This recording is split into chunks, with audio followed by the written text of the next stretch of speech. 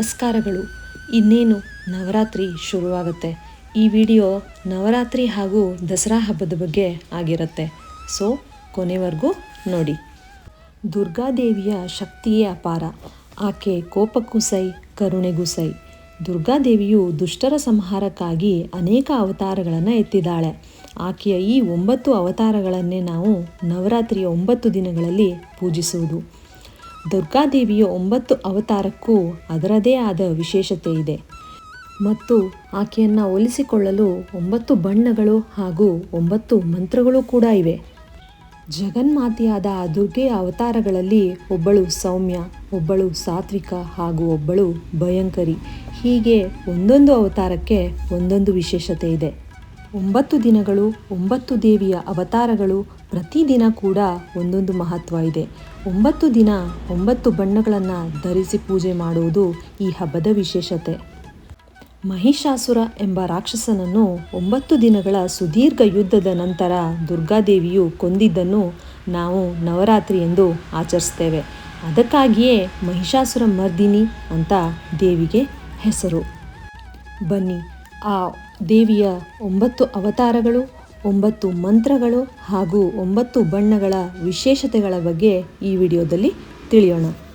ವಂದೇ ವಾಂಚಿ ತಲಾಭಾಯ ಚಂದ್ರಾರ್ಧಕೃತ ಶೇಖರಾಂ ವೃಷರೂಢಾಂ ಶೂಲಧರಾಂ ಶೈಲಪುತ್ರೀಂ ಯಶಸ್ವಿನೀಂ.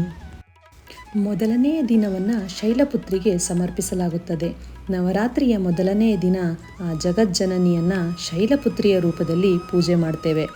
ಶೈಲಪುತ್ರಿ, ಶೈಲ ಅಂದರೆ ಪರ್ವತ, ಹಿಮವಂತ ಅಂದರೆ ಪರ್ವತರಾಜನ ಮಗಳು. ಆ ದೇವಿಯು ಪರ್ವತರಾಜನ ಮಗಳಾಗಿ ಜನಿಸಿ ಅವನನ್ನು ಪುನೀತಗೊಳಿಸಿದಳು. ಆದ್ದರಿಂದ ದೇವಿಯ ಹೆಸರು ಶೈಲಪುತ್ರಿ. ಇವಳು ಪಾರ್ವತೀ ದೇವಿಯ ಅವತಾರ. ಸಾಕ್ಷಾತ್ ಪಾರ್ವತೀ ದೇವಿಯ ಸ್ವರೂಪವಾಗಿದ್ದು, ಇವಳ ಒಂದು ಕೈಯಲ್ಲಿ ತ್ರಿಶೂಲವಿದ್ದು ಇನ್ನೊಂದು ಕೈಯಲ್ಲಿ ಕಮಲವನ್ನು ಹಿಡಿದಿರ್ತಾಳೆ. ಅವಳ ಹಣೆಯ ಮೇಲೆ ಅರ್ಧಚಂದ್ರವಿದೆ. ಈ ದಿನ ಹಳದಿ ಬಣ್ಣಕ್ಕೆ ಪ್ರಾಶಸ್ತ್ಯ ಕೊಡಲಾಗುತ್ತೆ. ಹಳದಿ ಈ ದಿನದ ವಿಶೇಷ ಬಣ್ಣ. ಇದು ಪ್ರಕೃತಿಯ ಸಂಕೇತ. ಈ ಬಣ್ಣವು ಸಂತೋಷ, ಸಂಭ್ರಮದ ಪ್ರತೀಕವಾಗಿದೆ. ಈ ಬಣ್ಣವನ್ನು ಧರಿಸಿ ಪೂಜೆ ಮಾಡುವುದರಿಂದ ನಮ್ಮ ಎಲ್ಲ ಇಷ್ಟಾರ್ಥಗಳು ಸಿದ್ಧಿಸುತ್ತೆ ಅಂತ ಪುರಾಣದಲ್ಲಿ ಹೇಳಿದ್ದಾರೆ.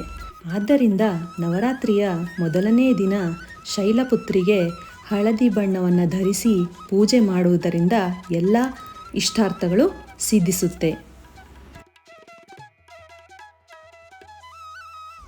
ದಧಾನ ಕರ ಪದ್ಮಾಭ್ಯಾಂ ಅಕ್ಷಮಾಲಾ ಕಮಂಡಲು ದೇವಿ ಪ್ರಸೀದತು ಮಯಿ ಬ್ರಹ್ಮಚಾರಿಣ್ಯನುತ್ತಮ. ನವರಾತ್ರಿಯ ಮೊದಲನೇ ದಿನ ಶೈಲಪುತ್ರಿ ದೇವಿಯನ್ನು ಪೂಜಿಸಿಕೊಂಡರೆ ಎರಡನೇ ದಿನವನ್ನು ಬ್ರಹ್ಮಚಾರಿಣಿಗೆ ಅರ್ಪಿಸಲಾಗುತ್ತದೆ.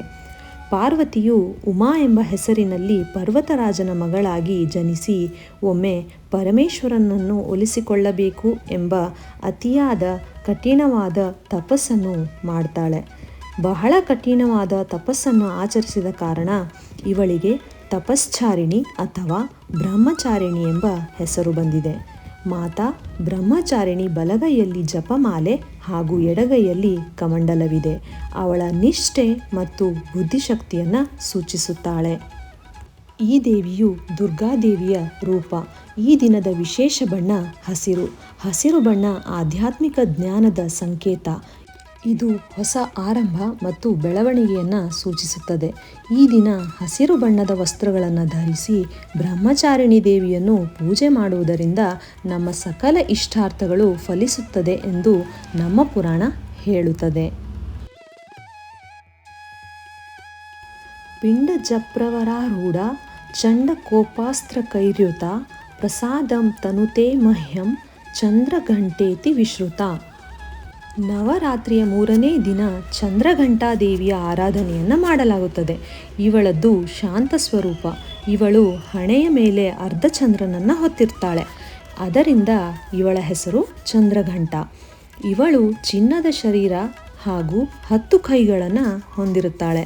ಎಲ್ಲ ಕೈಗಳಲ್ಲೂ ಶಸ್ತ್ರಾಸ್ತ್ರಗಳಿವೆ. ಸಿಂಹ ಇವಳ ವಾಹನ. ಆದ್ದರಿಂದ ಇವಳು ಸಿಂಹವಾಹಿನಿ. ಇವಳು ದುರ್ಗಾದೇವಿಯ ವಿವಾಹಿತ ರೂಪವಾಗಿದ್ದು 10 ಆಯುಧಗಳನ್ನು ಹಿಡಿದಿರ್ತಾಳೆ. ಆ ದಿನದ ವಿಶೇಷ ಬಣ್ಣ ಬೂದು. ಬೂದು ಬಣ್ಣ ಯಾವುದರ ಸಂಕೇತ ಅಂದರೆ ಮನಸ್ಸು ಮತ್ತು ಭಾವನೆಗಳನ್ನು ಕಾಪಾಡಿಕೊಳ್ಳುವುದು. ಆದ್ದರಿಂದ 3ನೆಯ ದಿನ ಬೂದು ಬಣ್ಣದ ವಸ್ತ್ರ ಧರಿಸಿ ಚಂದ್ರಘಂಟಾ ದೇವಿಯನ್ನು ಆರಾಧಿಸುವುದು ಈ ದಿನದ ವಿಶೇಷತೆಯಾಗಿದೆ.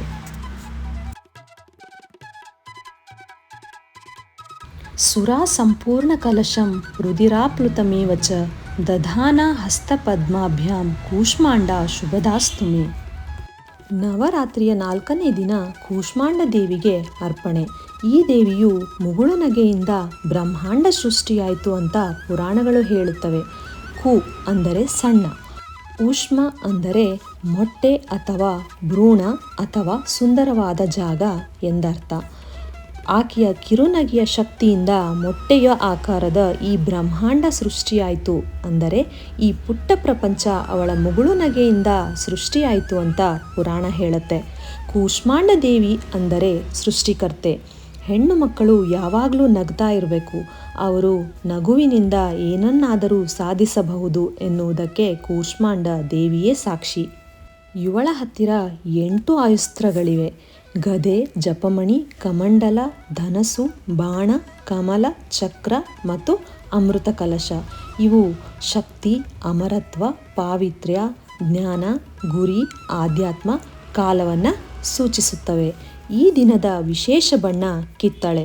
ಕಿತ್ತಳೆ ಬಣ್ಣವು ಹೊಳಪು, ಸಂತೋಷ ಮತ್ತು ಶಕ್ತಿಯನ್ನು ಪ್ರತಿಬಿಂಬಿಸುತ್ತದೆ.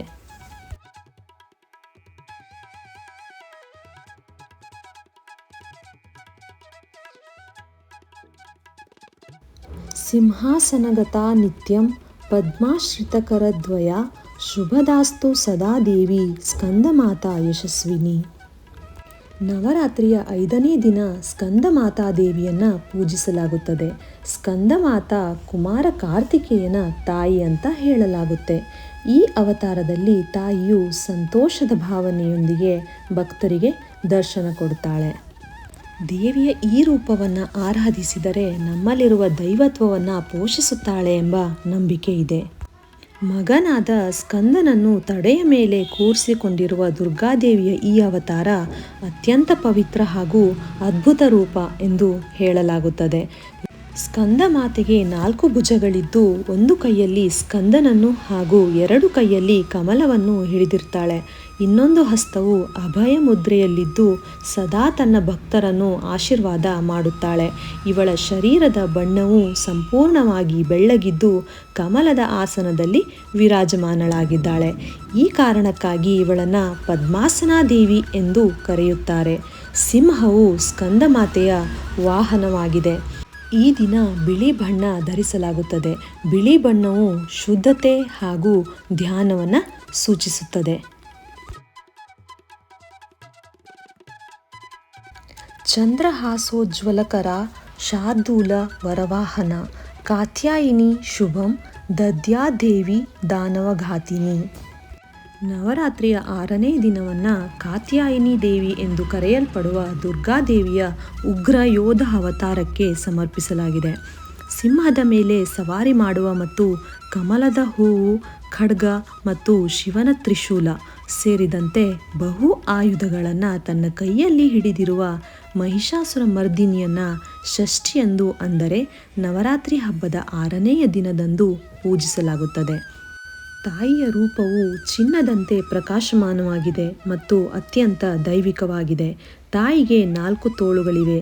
4 ಕೈಗಳಲ್ಲಿ ಒಂದು ಕಮಲದ ಹೂವು, ಮತ್ತೊಂದು ಖಡ್ಗ ಮತ್ತು ಇನ್ನೆರಡು ಕೈಗಳಲ್ಲಿ ಭಕ್ತರಿಗೆ ಆಶೀರ್ವಾದವನ್ನು ಸುರಿಸುವ ಮುದ್ರೆಯನ್ನು ಹೊಂದಿರುತ್ತಾಳೆ. ಈ ದಿನದಂದು ಜನರು ಸೌಂದರ್ಯ ಮತ್ತು ನಿರ್ಭಯತೆಯನ್ನು ಸೂಚಿಸುವ ಕೆಂಪು ಬಣ್ಣವನ್ನು ಧರಿಸುತ್ತಾರೆ. ಈ ದಿನ ತಾಯಿಯನ್ನು ದಬ್ಬಾಳಿಕೆಯ ರಾಕ್ಷಸ ಮಹಿಷಾಸುರನ ಹಂತಕಳಾಗಿ ನೋಡಲಾಗುತ್ತದೆ. ಆದ್ದರಿಂದ ಕೆಂಪು ಬಣ್ಣ ಧರಿಸುವುದು ಶುಭಕರ. ಏಕವೇಣಿ ಜಪಾಕರ್ಣಪೂರ ನಗ್ನಕರಾಸ್ಥಿತ ಲಂಬೋಷ್ಟಿಕರ್ಣಿಕಾಕರ್ಣಿ ತೈಲಾಭ್ಯಕ್ತ ಶರೀರಿಣಿ ವಾಮಪಾದೋಲ್ಲಸಲ್ಲೋ ಹಲತಾ ಕಂಟಕಭೂಷಣ ವರ್ಧನ ಮೂರ್ಧ್ವಜ ಕೃಷ್ಣ ಕಾಳರಾತ್ರಿ ಭಯಂಕರಿ. ನವರಾತ್ರಿಯ 7ನೇ ದಿನ ದುರ್ಗಾಮಾತೆಯ ಭಯಂಕರ ರೂಪವೇ ಕಾಲರಾತ್ರಿ. ಗಾಢಾಂಧಕಾರದಂತೆ ಶರೀರವೆಲ್ಲ ಕಪ್ಪಾಗಿ ಕತ್ತೆಯ ಮೇಲೆ ವಿರಾಜಮಾನಳಾಗಿ ಭಕ್ತರ ಇಷ್ಟಾರ್ಥವನ್ನು ನೆರವೇರಿಸುವವಳೇ ಕಾಲರಾತ್ರಿ. ಈಕೆಯನ್ನು ಶುಭಂಕರಿ ಎಂದೂ ಕರೆಯುತ್ತಾರೆ. ದೇವಿಯ ಹಲವು ರೂಪಗಳಲ್ಲಿ ಬಹಳ ಭಯಾನಕವಾದ ರೂಪವೆಂದರೆ ಕಾಲರಾತ್ರಿ. ಅಸುರರ ಪಾಲಿಗೆ ದುಸ್ವಪ್ನ ಈ ಕಾಲರಾತ್ರಿ. ಧರ್ಮದ ರಕ್ಷಣೆಗಾಗಿ ಅಧರ್ಮರ ಪಾಲಿಗೆ ಭಯ ಹುಟ್ಟಿಸುವವಳು. ಆದರೆ ತನ್ನನ್ನು ಪೂಜಿಸುವ ಭಕ್ತರ ಪಾಲಿಗೆ ಮಾತ್ರ ಮಾತೃ ಸ್ವರೂಪಿಣಿಯಾದ ಪಾರ್ವತಿಯಾಗಿರುವವಳು. ಆದ್ದರಿಂದ ಇವಳು ಭಕ್ತರ ಪಾಲಿಗೆ ಶುಭಂಕರಿ. ಜಗದಲ್ಲಿನ ಅಂಧಕಾರವನ್ನು ಕಳೆದು ಬೆಳಕನ್ನು ನೀಡುವಳು. ಈ ದಿನ ನೀಲಿ ಬಣ್ಣದ ವಸ್ತ್ರ ಧರಿಸುವುದರಿಂದ ತಾಯಿಗೆ ಸಂತೋಷವಾಗುತ್ತದೆ. ಈ ಬಣ್ಣವು ಉತ್ತಮ ಆರೋಗ್ಯ ಮತ್ತು ಸಮೃದ್ಧಿಯನ್ನು ಸೂಚಿಸುತ್ತದೆ. ದೇವಿಯು ಎಲ್ಲ ರಾಕ್ಷಸರು, ನಕಾರಾತ್ಮಕ ಶಕ್ತಿಗಳು, ದುಷ್ಟಶಕ್ತಿಗಳು ಮತ್ತು ದೆವ್ವಗಳ ವಿನಾಶಕ ಎಂದು ನಂಬಲಾಗಿದೆ.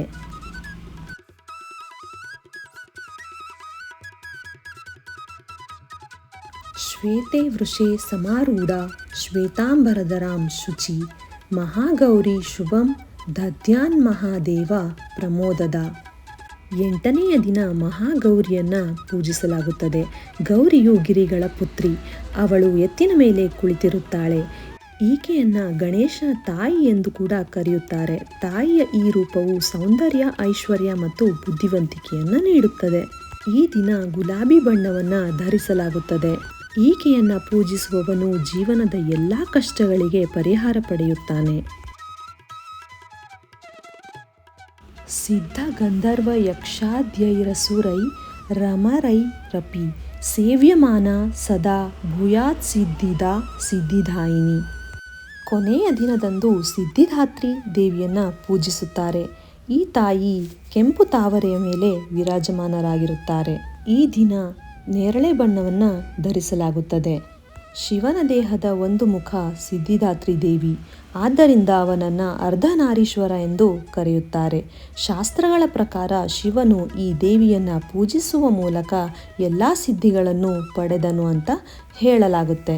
ಸರ್ವಮಂಗಳ ಮಾಂಗಲ್ಯೆ ಶಿವೇ ಸರ್ವಾರ್ಥ ಸಾಧಿಕೆ ಶರಣ್ಯೆ ತ್ರ್ಯಂಬಕೆ ಗೌರಿ ನಾರಾಯಣಿ ನಮೋಸ್ತುತೆ. ನವರಾತ್ರಿ ಮುಗಿದ ಮೇಲೆ 10ನೆಯ ದಿನವನ್ನು ವಿಜಯದಶಮಿ ಎಂದು ಆಚರಿಸಲಾಗುತ್ತದೆ. ರಾವಣನ ವಿರುದ್ಧ ಯುದ್ಧದಲ್ಲಿ ಶ್ರೀರಾಮನು ಗೆದ್ದು ಸೀತೆಯನ್ನು ಕರೆದುಕೊಂಡು ಬಂದ ದಿನ. ಇದೇ ದಸರಾ ಅಥವಾ ವಿಜಯದಶಮಿ. ಈ ದಿನದಂದು ಪಾಂಡವರು ಶತ್ರುಗಳ ಮೇಲೆ ಜಯ ಸಾಧಿಸಿದ ದಿನವೆಂದು ಕೂಡ ಹೇಳಲಾಗುತ್ತದೆ. ಹೆಸರೇ ಹೇಳುವಂತೆ ದಶಮಿ ಅಂದರೆ 10ನೇ ದಿನ ದಸರಾ ಎಂದೇ ಪ್ರಸಿದ್ಧವಾಗಿರುವ ಶಕ್ತಿ ಪೂಜೆಯು ಶರನ್ನವರಾತ್ರಿಗಳ ನಂತರದ ವಿಜಯೋತ್ಸವದ ದಿನ. ಪುರಾಣದ ಪ್ರಕಾರ ಶಕ್ತಿ ಸ್ವರೂಪಿಣಿಯಾದ ದುರ್ಗಾಮಾತೆಯು ರಾಕ್ಷಸರನ್ನು ಸಂಹಾರ ಮಾಡಲು ಅವತಾರವೆತ್ತಿ ರಾಕ್ಷಸರನ್ನು ಸಂಹರಿಸಿ ಲೋಕವನ್ನು ಕಾಪಾಡಿ ಶಿಷ್ಟರಿಗೆ ಜಯ ನೀಡಿದ ದಿನ ವಿಜಯದಶಮಿ. 9 ದಿನಗಳ ನಂತರ ದಶಮಿಯಂದು ಮಹಿಷಾಸುರನನ್ನು ಕೊಂದು ವಿಜಯ ಸಿಕ್ಕಿದ್ದಕ್ಕೆ ವಿಜಯದಶಮಿ ಎಂದು ಎಲ್ಲೆಡೆ ಸಂಭ್ರಮದಿಂದ ಆಚರಿಸುತ್ತಾರೆ. ಬನ್ನಿ, ನಾವೆಲ್ಲರೂ ಕೂಡ 9 ದಿನಗಳ ಕಾಲ ಆ ದೇವಿಯ ಮಂತ್ರಗಳನ್ನು ಪಠಿಸಿ 9 ಬಣ್ಣಗಳ ವಸ್ತ್ರಗಳನ್ನು ಧರಿಸಿ ಪೂಜೆ ಮಾಡಿ ಆ ದೇವಿಯ ಕೃಪೆಗೆ ಪಾತ್ರರಾಗೋಣ. ನಿಮಗೆ ಈ ವಿಡಿಯೋ ಇಷ್ಟ ಆದಲ್ಲಿ ಲೈಕ್ ಮಾಡಿ ಮತ್ತು ನನ್ನ ಚಾನಲ್ಗೆ ಸಬ್ಸ್ಕ್ರೈಬ್ ಆಗಿ. ನಿಮ್ಮ ಹಾಗೂ ನಿಮ್ಮ ಕುಟುಂಬದವರ ಮೇಲೆ ಆ ದೇವಿಯ ಕೃಪೆ ಸದಾ ಇರಲಿ ಅಂತ ಆಶಿಸ್ತಾ ಮತ್ತೊಮ್ಮೆ ನಿಮ್ಮೆಲ್ಲರಿಗೂ ನವರಾತ್ರಿ ಹಾಗೂ ವಿಜಯದಶಮಿಯ ಹಾರ್ದಿಕ ಶುಭಾಶಯಗಳು ಮತ್ತು ಹೃತ್ಪೂರ್ವಕ ಧನ್ಯವಾದಗಳು.